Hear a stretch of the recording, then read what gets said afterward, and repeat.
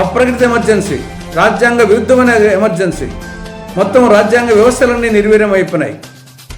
ED కానీ, IT కానీ, CBI కానీ, ఎన్ఐఏ కానీ, ఎలక్షన్ కమిషన్ అన్నీ నిర్వీర్యమవుతున్నాయి, దుర్వినియోగం అవుతున్నాయి. ప్రస్తుతం దేశంలో నరేంద్ర మోడీ పాలనలో రాజ్యాంగ విరుద్ధంగా 120 నెలలుగా అప్రకటిత ఎమర్జెన్సీ అమలవుతోందంటూ మాజీ రాజ్యసభ సభ్యులు, సీనియర్ కాంగ్రెస్ నాయకులు డాక్టర్ నర్రెడ్డి తులసిరెడ్డి పేర్కొన్నారు. నరేంద్ర మోడీ గారు పదే పదే ఎమర్జెన్సీ గురించి ప్రస్తావించడం ఆయనకు పరిపాటైంది. ఎమర్జెన్సీనేమో ఇందిరాగాంధీ గారు విధించిన ఎమర్జెన్సీ, ఇది రాజ్యాంగం ప్రకారము, రాజ్యాంగంలో ఆర్టికల్ 352 ప్రకారము విధించినటువంటి ప్రకటిత ఎమర్జెన్సీ.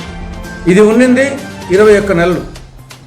మళ్ళీ ఆవిడే ఎమర్జెన్సీ ఎత్తేసింది, ఆవిడే ఎన్నికలు నిర్వహించింది.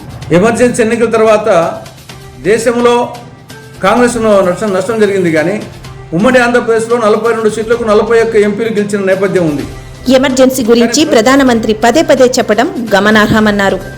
50 సంవత్సరాల క్రిందటే నాటి ప్రధానమంత్రి శ్రీమతి ఇందిరమ్మ గారు రాజ్యాంగంలోని 352 ఆర్టికల్ ప్రకారం ప్రకటిత ఎమర్జెన్సీని విధించారు. అది ఉన్నది కేవలం 21 నెలలు మాత్రమే. ఇందిరమ్మ గారే ఎమర్జెన్సీ ఎత్తివేసి ప్రజాస్వామ్యబద్ధంగా ఎన్నికలు నిర్వహించారు. ఆ ఎన్నికల్లో కూడా ఉమ్మడి ఆంధ్రప్రదేశ్లో కాంగ్రెస్ 42కు గాను 41 స్థానాల్లో గెలుపును సాధించారు. మోడీ గారికి నిజంగా చిత్తశుద్ధి ఉంటే అప్రకటిత ఎమర్జెన్సీ నుండి దేశానికి విముక్తి కలిగించాలని ఆయన తెలియజేశారు. కానీ ప్రస్తుతం జరుగుతున్నది ఏమిటి?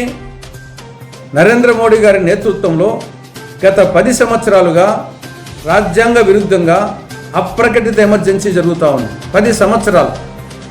అక్కడేమో సంవత్సరము 9 నెలలు, 21 నెలలు. ఇక్కడ 10 సంవత్సరాలు, 120 నెలలు అప్రకటిత ఎమర్జెన్సీ, రాజ్యాంగ విరుద్ధమైన ఎమర్జెన్సీ, మొత్తం రాజ్యాంగ వ్యవస్థలన్నీ నిర్వీర్యం అయిపోయినాయి.